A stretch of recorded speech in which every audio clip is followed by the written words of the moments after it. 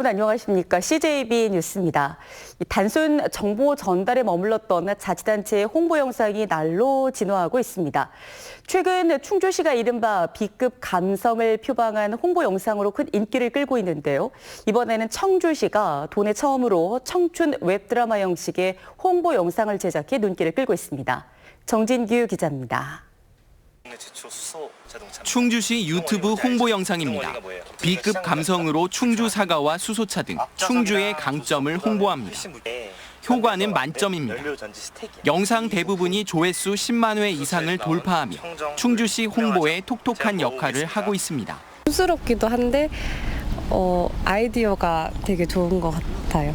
요즘에 페이스북뿐만 아니라 카카오톡 채널에서도 충주시에 이어 청주시는 웹드라마를 시도했습니다. 청춘 드라마 러브인 청주입니다. 단순 정보 전달 형태인 홍보 영상을 벗어나 청춘 드라마 형식으로 젊은 계층에 청주시를 어필하는 데 주력하고 있습니다. 젊은 친구들이 공감할 수 있는 그런 스토리를 웹드라마랑 접목을 했을 때 그 지자체의 그 홍보 효과를 조금 더 좀 극대화시킬 수 있지 않을까. 제가 나와 있는 곳은 러브인 청주의 촬영지였던 청주 산당산성입니다.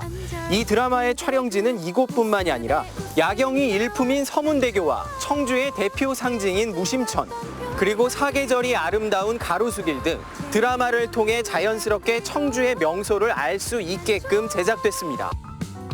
매주 금요일마다 10분 안팎의 새로운 에피소드를 공개하고 있는데 드라마 촬영지의 위치와 유래 등을 소개하며 홍보 효과를 높이고 있습니다. 실제로 유튜브 공개 2주 만에 5,000회가 넘는 조회를 보이며 입소문을 타고 있습니다. 외지에 계신 분들이나 우리 청주시에 사시면서도 잘 모르시는 분들이 또 청주시를 새롭게 아는 기회가 됐으면 좋겠고요. 지자체 홍보를 위한 신선한 시도들이 시민들의 이목을 끌고 있습니다. CJB 뉴스 정진규입니다. 10년 전 히말라야에서 실종된 직지 원정대 고 민준영, 박종성 대원으로 추정되는 시신이 발견된 가운데 최종 신원 확인이 화요일쯤 이루어질 것으로 보입니다. 유족 등은 내일 오후 2시 35분 비행기로 출국해 카트만두에서 1박을 한 뒤 다음 날 시신이 안치된 네팔 제2의 도시 포카라 지역 간다키 병원으로 이동할 예정입니다. 네팔 출국은 유족 대표 2명과 박연수 당시 직지 원정대장 등 모두 4명으로 팀이 꾸려졌습니다.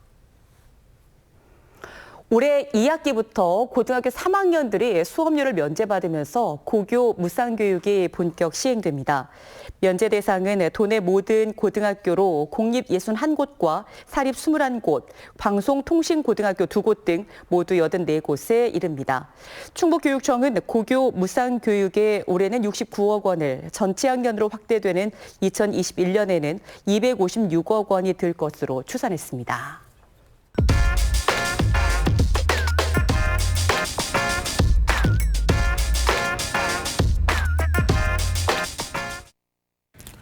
뇌졸중, 심근경색과 같은 심뇌혈관 질환은 골든타임 내 빠른 치료가 무엇보다 중요합니다.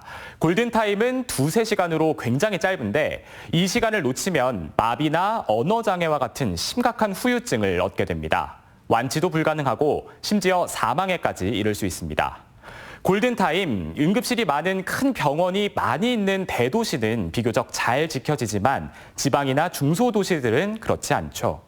이런 불균형을 해소하기 위해 만들어진 게 권역 심뇌혈관 질환센터입니다. 도별로 1개씩 전국에 13곳이 운영 중이고 충북에는 지난 2009년 충북대 병원에 만들어졌습니다.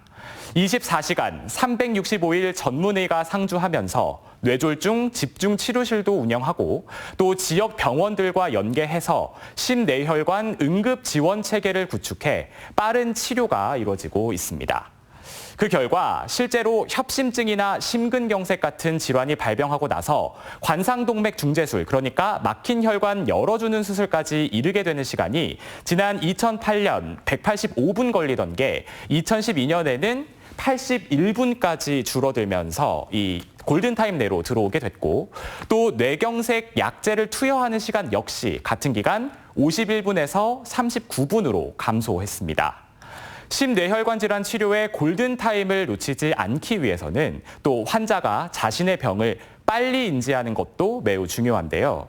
충북 지역은 환자들의 조기 인지율이 상대적으로 높습니다.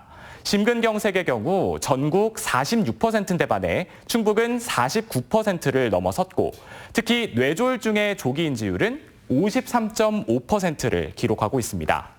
충북권역 심뇌혈관 질환센터가 매달 2번에서 3번 정도의 교육을 갖고 또 적극적인 홍보에 나선 성과입니다.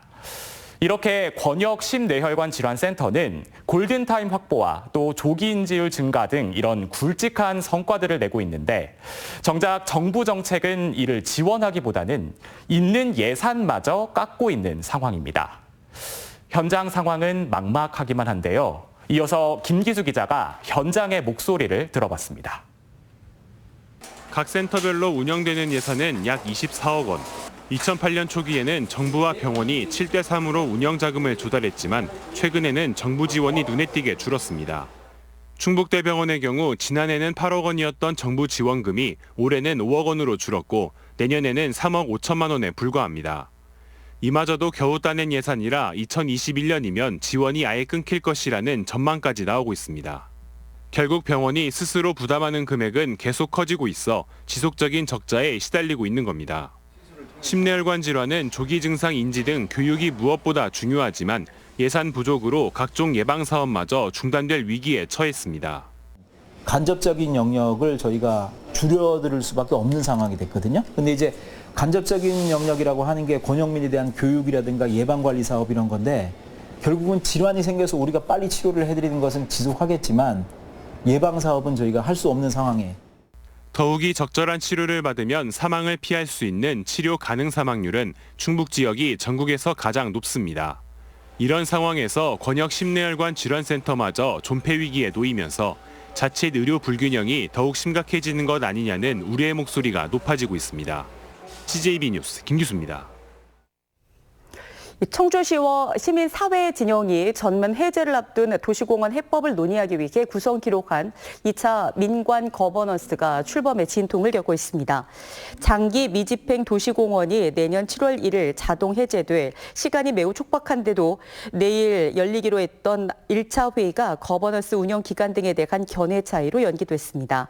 거버넌스 구성을 놓고 시간을 끌면서 도시공원 해법은 더욱 시간에 쫓기게 됐습니다.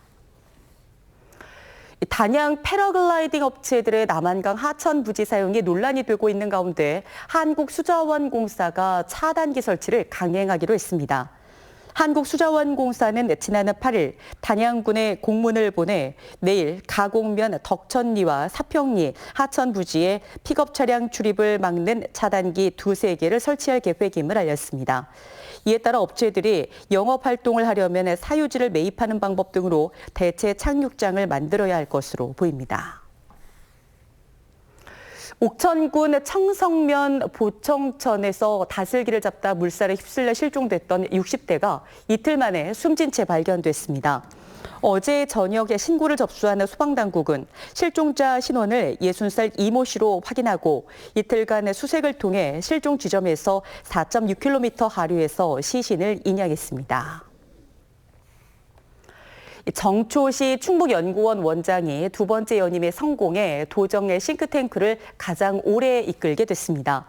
충북연구원은 어제 임시이자회를 열어 정 원장의 연임 안건을 의결했다고 밝혀 지난 2014년 9월에 취임한 정 원장은 오는 2022년까지 8년간 원장직을 이어가게 됐습니다.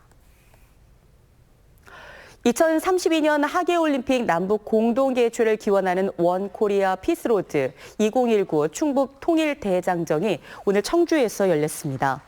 남북 통일운동 국민연합이 주최한 오늘 대장정은 도청에서 행사를 가진 뒤 율봉공원까지 한반도 통일과 세계 평화를 염원하는 자전거 퍼레이드가 전개됐습니다.